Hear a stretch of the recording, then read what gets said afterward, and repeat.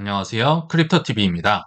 오늘은 주식을 했으면 2배 넘게 쉽게 벌었을 텐데 괜히 코인 같은 거 해가지고 힘들다는 분들을 위해서 이번 영상을 준비해 봤습니다.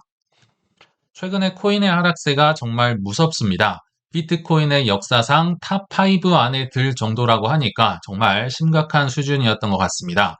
크립토 퀀트는 이걸 두면서 21년도 폭락에 버금가는 비트코인 역사상 최대 규모의 하락 사태다라고 얘기를 하고 있고요. 손실 규모 면으로 봤어도 역대 3위에서 5위 안에 드는 수준이다. 근데 이게요, 비트코인만입니다. 비트코인이 이 정도니까 알트코인의 하락세는 정말 더 크지 않았나 생각이 들고요. 그나마 불행 중 다행이라고 한다면요. 사실 최근에 재밌는 건 국장만 재밌습니다. 미장도 하시는 분들 아시겠지만 별로 재미없고요. 금과 은도 최근에 다시 한번 가격이 급락이 나왔다고 하거든요. 뭐 은도 11%, 금도 3%, 플래티넘, 팔라듐 모든 원자재가 또 한 번 급락이 나왔습니다. 물론 워낙 많이 올랐기 때문에 이 정도 떨어진 것도 아니다라고 할 수 있겠지만 하루 만에 내 재산의 11%가 떨어지면 그래도 좀 타격이 있겠죠. 근데 이게 중요한 게 아니라 이게 떨어진 이유 중에 하나 우리가 좀 주목해 봐야 할 사실이 있을 것 같은데요. 뭐 여러 가지 이유가 있겠지만 금이 떨어진 이유 중에 하나가 러시아가 트럼프에게 이런 제안을 했다라고 합니다.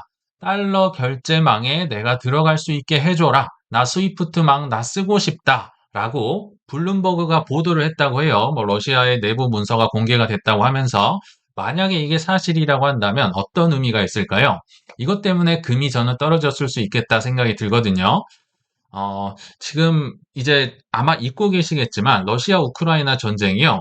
딱 4년이 지났습니다. 무려 4년이나 지났는데 그리고 러시아 입장에선 사실 석유도 있고 가스도 있고 곡물도 있고 한데 이 제재를 당하니까 팔 수도 없게 해놨습니다. 달러 결제망을 쓸 수도 없으니까 4년이나 얼마나 배고플까요? 지금 나 배고파 죽겠어 하는 겁니다. 그래서 스위프트 달러 결제망 좀 쓰게 해줘. 니네 거 달러 쓰니까 석유랑 가스 엄청 쓸 거니까 너네도 좋잖아. 그리고 석유가 그러면 이제 원활하게 수출이 되겠죠. 너네 물가 잡고 싶다면서 너네도 좋은 거 있을걸 이러면서 이런 스위프트 달러 결제 카드를 지금 트럼프에게 제시를 한 게 아닌가. 만약 이게 맞다면요. 이거 트럼프 입장에서도 나쁠 건 없어요. 오히려 며칠 전에 6월 전까지는 니네 웬만하면 전쟁 끝내 다시 한번 얘기를 했었거든요. 저는 이 날짜를 보면서도 중간선거 전에 한 6월에서 7월 정도가요. 본인의 성과를 드러내기에 과시하기에 가장 좋은 시기, 뭐 여러 가지 뭐 현금성 살포라든지 전략 비축이라든지 여기에 저는 타겟이 돼 있구나. 트럼프 머릿속엔 이게 있구나 이런 생각이 들었는데 종전까지는 글쎄요 바라지도 않습니다. 종전 되면 좋겠지만 안 되더라도 일단 러시아가 손을 내밀었거든요. 배가 고프거든요. 그래서 이 손을 잡아준다. 달러 스위프트 결제망 안으로 들어간다. 그러면 달러를 많이 쓰게 되겠죠. 석유가스 수출이 되니까. 그래서 달러의 가치가 살짝 올라갈 수도 있겠다. 반면에 달러가 올라가면요. 그냥 금은 떨어진다고 보시면 됩니다. 그래서 금이 좀 떨어졌을 것 같고, 물론 뭐 올라서 떨어진 것도 있겠지만요. 그리고 석유가 수출이 원활하게 되니까 석유 가격도 떨어질 것이고, 그래서 비단 뭐 중간 선거다 이런 것뿐만이 아니라 그냥 이 전쟁 자체가 일단 저는 끝냈으면 좋겠다. 뭐 투자도 투자지만요. 이런 생각을 한번 해봤습니다. 이제 본론으로 들어가서요. 저희 댓글을 보니까 이런 게 댓글에서 좀 종종 보이시더라고요. 피터 린치의 얘기를 제가 많이 하니까 피터 린치는 코인 안 했잖아요. 이게 무슨 얘기냐면요. 주식은 그래도 좀 보호도 해주고 약간 쉽다는 뉘앙스가 있습니다. 피터 린치가 코인 했으면 우리처럼 뭐 추풍낙엽으로 떨어질 수 있었을 텐데 좀 쉬운 거 하니까 이런 멋있는 말도 하고 이렇게 뭐 전설이 된 거 아니냐. 그리고 가로 열고 주식은 마이너스 90% 맞을 일은 별로 없잖아요. 뭐 이런 얘기도 있었던 것 같아요. 그래서 여기에 대해서 한번 집중 파고 들어보도록 하겠습니다. 제가 국장만 좋다고 말씀을 드렸잖아요. 그 중에 하나가 이제 삼성전자도 삼성전자인데 이거 자세히 보시면 SK 하이닉스가 아닙니다. SK 텔레콤이에요. 제가 예전에 해지 자산으로 쓰기에 좋은 것 같다. 왜냐하면 그 큰 해킹을 당해도 이 주가가 안 떨어지더라고요. 물론 많이 올라가는 자산도 아닌데 배당은 또 생각보다 많이 주죠. 그래서 현금성으로 해지 자산으로 쓰기 좋겠다 싶었는데 저도 몰랐어요. 나중에 알고 보니까 이 회사가 엔트로픽이라는 지금 대형 IPO를 앞두고 있잖아요. 그러니까 이 시간이 다가올수록 이 지분을 사놨던 것 때문에 야, 저는 이게 이렇게까지 막 올라갈 거란 생각을 못 했거든요. 뭐 얼마나 사신 분들이 계신지 모르겠지만 아무튼 이제 올라서 사시면 안 되겠죠. 아무튼 분위기가 이렇게 뭐 화기애애하다. 그리고 삼성전자는 정말 하루가 멀다 하고 짤이 나오고 있습니다. 코스닥 샀더니 다시 삼성전자만 오르고 정부가 코스닥 활성화시킨다고 코스닥 샀더니 삼성전자가 더 오르고 뭐 이런 건 이제 뭐 국장만의 분위기인 것 같고요. 정말 즐거워하고 계신 것 같아요. 근데 상대적으로 미국 증시는 재미가 없다고 했잖아요. 하시는 분들은 아실 겁니다. 미국 증시가 주춤하자 서학개미들이 어떻게 한다? 재미없으면 재미있게 만들어야 될 거 아니에요. 지금 3배 레버리지가 불티나게 팔리고 있다고 합니다. 반도체 3배, 나스닥 3배, 그러니까 순매수 탑 50개 중에서 17개가 레버리지 상품이라고 합니다. 뭐 귀금속, 뭐 코인, 뭐 할 것 없이 무조건 곱빼기로.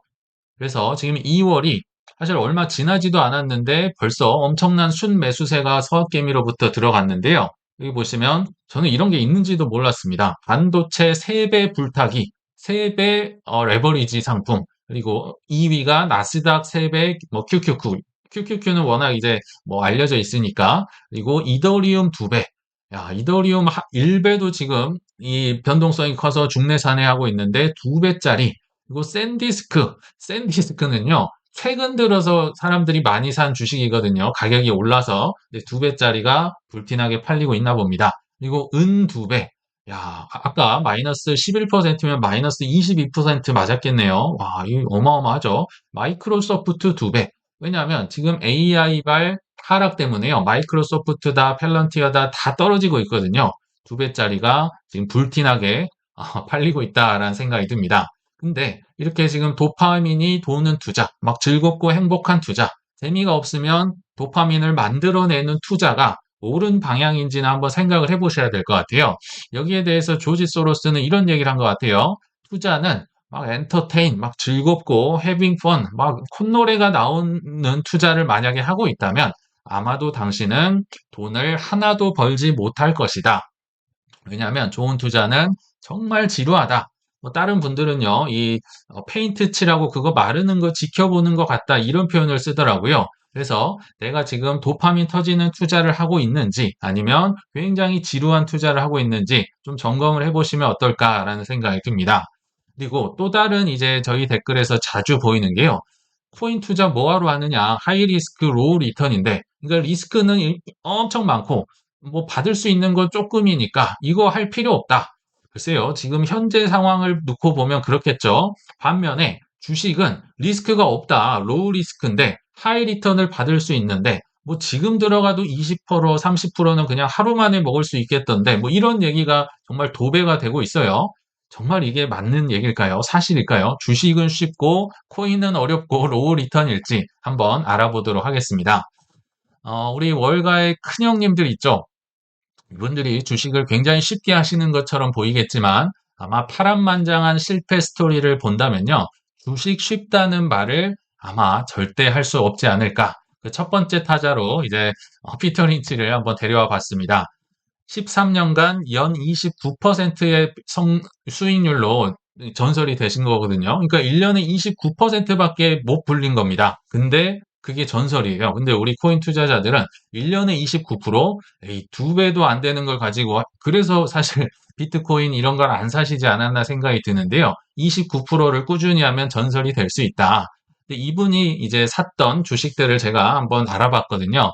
일단 카이저 인더스트리라는 철강 회사, 철강도 순환 쪽이라요. 한번 흐름 잘못하면 정말 걷잡을 수 없이 떨어지는데요. 이분이 25불에 사기 시작해서 뭐 20불, 11불, 9불, 3불까지 떨어졌었다고 합니다. 그래서 바닥 잡기의 위험성, 이제는 더 떨어질 곳이 없다 생각하고 계속 물타기 하다가 몇 퍼센트를 맞았다고요? 마이너스 88%.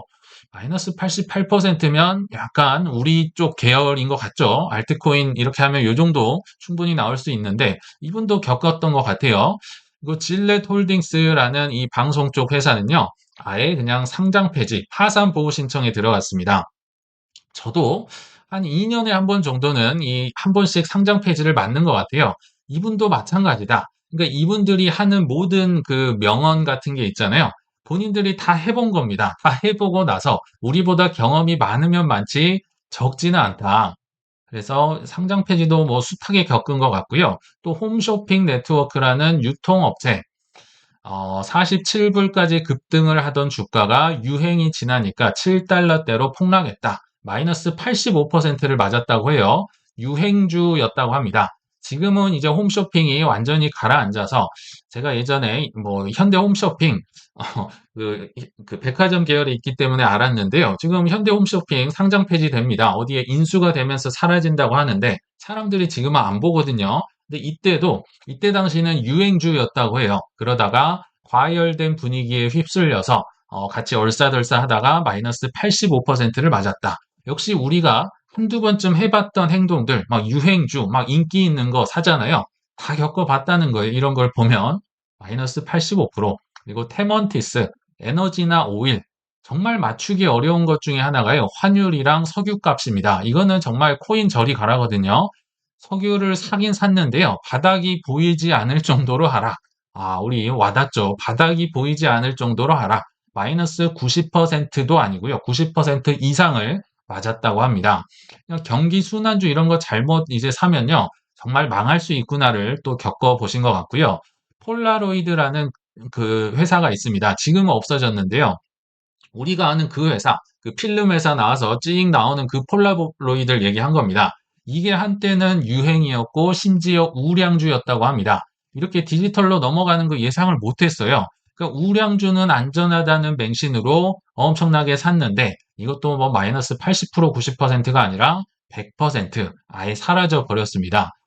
피터 린치 전설도 막 88%, 마이너스 100%, 마이너스 100%, 90%면 약간 우리랑 비슷한 느낌이 들지 않으신가요? 이거 말고도 굉장히 많을 겁니다. 자, 그러면 두 번째, 투자의 귀재라 불리는 워런 버핏은 좀 다르지 않을까요? 그래도 주식인데, 그쵸. 코인, 우리는 뭐 그럴 수 있다고 치는데, 알트코인 투자를 막 많이 하셨다면, 이 코카콜라 좋아하시는 워런 버핏의 실패 사례도 한번 알아보겠습니다. 가장 큰 게요. 지금 현재 회사인 버크셔 해서웨이입니다. 아마 아시는 분들은 들어보셨겠지만 이게 원래 섬유 회사였거든요. 우리가 농담처럼 하는 물타기하다 대주주 전형적인 그 케이스입니다. 섬유회사 싸니까 샀거든요. 싸니까 더 사고 하다가 이제 너무 많아지니까 경영권이 생긴 거예요. 그래서 경영권에다가 여러 가지 이제 조언을 했는데 말을 안 듣는 겁니다. 그러니까 화가 나서 오기로 인수함. 표현이 재밌네요. 오기로 물타기 하다가 대주주가 됐는데 또 하나의 실수가 있습니다. 이게 잘못했으면 빠져나오거나 뭘 바꿀 생각을 해야 되는데요. 아니다. 나는 유능한 경영자니까 이거 바꿀 수 있다고 생각을 한 거예요. 그래서 사양 산업을 갖고 붙들고 있었는데 무려 21년이나 경영을 합니다. 한 1년, 2년 하고 말면 그냥 뭐 이렇게 팔고 나올 수 있잖아요. 무려 21년이나 경영을 하다가 정말 한참 후에 이 사람들 400명을 자르고 이제 투자 회사로 키워간 거거든요. 그러니까 이거야말로 정말 기회비용 다 날리고 정말 망한 케이스다. 본인이 뭐 가장 큰 실수 하나를 꼽으라면 이 회사를 인수한 거다. 비록 지금은 잘 나가고 있지만요. 그리고 덱스터슈라는 신발 제조 회사 역시 마이너스 100%. 망해버렸네요. 신발 회사였는데 93년도에 4억 달러가 넘은 거니까 어마어마한 돈을 날려버린 거죠. 근데 또 하나 큰 실수가 있었습니다. 그냥 돈만 날렸으면 괜찮았는데요. 이거를 버크셔의 주식으로 샀습니다. 그러니까 마치 우리가 이런 거예요. 뭐 이거 코인을 샀는데 이게 잘 안 가니까 갈아탄 겁니다. 근데 내가 팔았던 주식은 나중에 어마어마하게 폭발을 해서 올라가고 갈아탄 주식은 망해버리고 상장 폐지돼버린 이 케이스라 보시면 됩니다. 그래서 버크셔 해서웨이의 주식이 나중에는 20조 원이 됐더라. 20조 원을 날린 셈이다. 땅을 치고 후회를 했었다고 해요. 그리고 코노코 필립스라는 에너지 회사.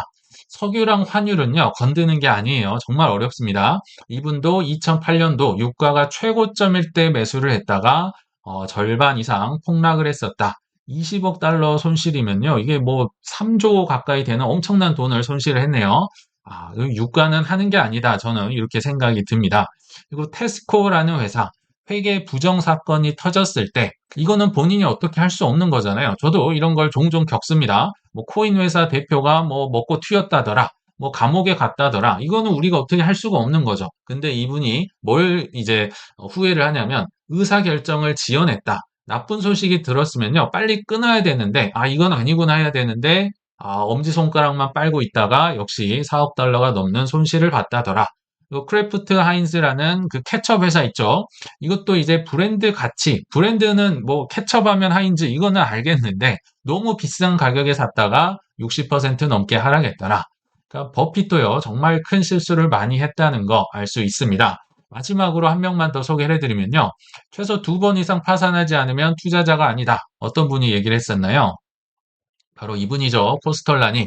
굉장히 유명했던 말을 많이 남겼는데 주식을 사고 수면제 먹고 10년 뒤에 깨어나면 부자가 돼 있을 것이다. 그만큼 주식 투자가 어렵다는 걸 강조하는 명언이 아닐까 생각이 듭니다. 자, 근데 2번 이상 파산하지 않았으면 이 얘기는 왜 했을까요?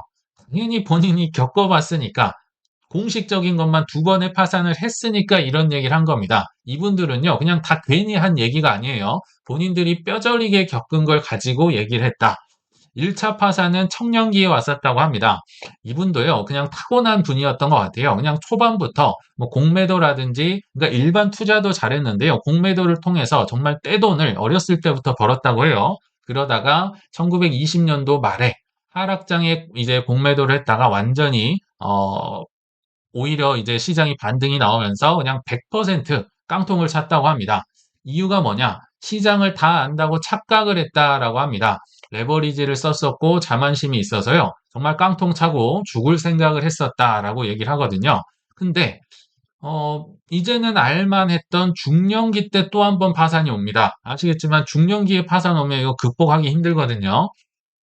1940년대 중반 이후에 이제 2차 대전 이후에 워낙 이 대세가 그랬어요. 왜냐하면 워낙 빚을 들여서 전쟁을 했는데 많은 국가들이 패전을 해버리고 이거 복구가 안 되잖아요. 빚더미에 앉았으니까. 그래서 많은 전문가들 대세에 휩쓸려서 이 코스톨라니도 본인의 소신을 지키지 못하고 그냥 같이 유럽 다 망할 거야. 공매도를 쳐버린 겁니다. 이때 2차로 파산이 나옵니다.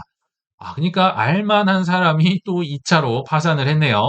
그러니까 이걸 보면 뭘 알 수 있냐면요. 주식 시장은 좀 뭔가 안전하고 보호해 줄 것 같고 쉽다는 생각이 있는데요. 지금 보시면 아시겠지만 유럽도 그렇고요. 미국도 그렇고 단 한 번도 상한가와 하한가가 있었던 적이 없습니다. 없으면요. 그냥 하루아침에 100% 나올 수 있는 거예요. 뭐 한국처럼 마이너스 30% 플러스 30%뭐 막아주고 이런 게 없어요. 서킷 브레이커 이런 건 있지만요. 위로도 아래로도 공매도도 그 100년 전 사람들도 이미 할 수 있는 건 다 했었다. 막 변동성이 뭐 적다거나 이런 게 아니라는 걸 알 수 있겠죠. 그리고 소련 국채로도 마이너스 90%, 밀로도 단기간 대폭락. 물론 이제 국채로도 엄청난 떼돈을 벌기도 하긴 했었는데요. 정말 숱한 실패를 많이 겪었었고, 특히나 이 밀로 인한 대폭락 때 아마 이런 명언을 남겼던 기억이 나거든요. 밀이 떨어져 있을 때 안 갖고 계신 분들은 밀이 올랐을 때도 안 들고 있다. 아마도 큰 실패에서 나온 얘기가 아니었을까 생각이 듭니다. 세 명을 한번 소개해드렸는데 어떠실까요? 이분들은 현재 우리가 국장에서 느끼는 포모라든지 아니면 지금 우리가 코인에서 느끼는 퍼드 수준을 경험을 했을까요? 안 했을까요? 제가 볼 땐 더하면 더했지 덜 경험하시지는 않았겠다. 정말 숱한 실패와 성공을 겪으면서 나온 얘기구나라고 보시면 좋을 것 같습니다. 어, 지금은 좀 상상하기가 어려운데요. 주식은 죽었다라는 얘기가 생각보다 자주 있었어요. 뭐 닷컴 버블 끝나고도 있었고, 뭐 오일 쇼크 끝나고도 있었거든요. 근데 이때 당시에 버핏이 어떤 행동을 했는지 보시면 좀 도움이 되실 것 같아서 가져와 봤습니다. 주식이 쉽다고 생각하시는 분들이 너무 많은 것 같아서 제가 한번 나눠보는데요. 비즈니스 위크에서 1979년도 8월 달에 주식의 죽음에 대해서 그냥 선포를 합니다. 주식은 죽었습니다.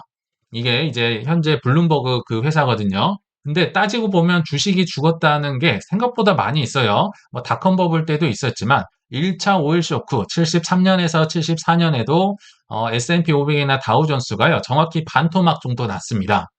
지수가 반토막이면요. 개별 종목은 뭐 80% 마이너스 90% 수두룩박둑 하겠죠. 그리고 2차 오일 쇼크 때 나왔던 게 바로 이 이제 뉴스위크의 표지라고 보시면 되는데 이때도 지수가 한 마이너스 40%, 1차보다는 오히려 좀 덜 떨어지긴 했었어요. 근데 이때 오일 쇼크가 나니까 아시겠지만 물가가 폭등을 하고 금리를 무려 20%나 폴 볼커가 올려버리니까 완전 주식과 채권이 정말 그러니까 종이로 된 게 다 박살이 났다고 보시면 됩니다. 이건 정말 주식이 죽었다 선언을 했는데 따지고 보면요. 지금 우리 코인 상황과 좀 비슷하다라는 생각이 듭니다. 지금 코인 하고 계신 분들이 어떤 얘기를 하냐면요. 코인만 빼고 다 올랐네 하시잖아요. 근데 이때가 좀 더 심하면 심했지 덜 하진 않았을 것 같습니다. 그러니까 종이로 된 주식과 채권은 떨어졌는데요. 손으로 쥘 수 있는 웬만한 건 다 올랐어요. 여기 보시면 금, 석유, 부동산, 은, 다이아몬드, 뭐 예술품 할 것 없이 원자재나 손으로 잡을 수 있는 건 다 올랐다고 보시면 됩니다. 제가 금과 은이 지금 얼마나 올랐는지 소개를 드릴 때 50년 만에 뭐 최고점을 기록했다 했었잖아요. 그 50년 만에가 이때였습니다. 금이 한 35불에서 850불까지 2300배가 300%가 올랐다고 하는데요. 이게 이제 71년부터 80년이니까 굉장히 오래 보이는데 요거의 한 절반 정도는요. 마지막 79년, 80년 이때 나왔다고 보시면 됩니다. 이게 거의 1000% 이상은 막판 1년에서 쏟아져 나왔다. 이게 얼마나 이게 크게 올랐는지를 알 수 있겠죠. 이거 원유도 뭐 오일 쇼크였으니까 1000% 이상 올라갈 수 있고요. 미국 부동산은 특성상 뭐 하루아침에 2배가 되진 않지만 꾸준하게 매년 10%, 20% 계속 올라갔다고 해요. 그리고 이때 은도 뭐 장난이 아니었네요. 3,700% 올랐다. 헌트 형제의 은 매집 사건 이렇게 올라가다가 쭉 떨어졌던 그러니까 이 80년대 기록을 지금 깬 겁니다. 46년인가요? 7년 만에 깬 거니까 은이 얼마나 많이 올랐는지를 알 수 있겠죠. 다이아몬드도 뭐 5,900% 오르고 야, 주식만 빼고 정말 다 올라가니까 이 뭐 죽었다고 할 만하겠죠. 그래서 이때 당시에 재밌었던 일화가 있어서 하나 소개를 해드릴 텐데요. 정확히 1979년도에 스티브 잡스라고 있죠. 애플 창립자 이분과 워런 버핏이 한 대학교, 제가 이름은 까먹었는데요. 뭐 그리넬 대학인가 그런데 거기에서 기금을 운영하는 위원회의 이사로 둘 다 들어가 있었다고 합니다.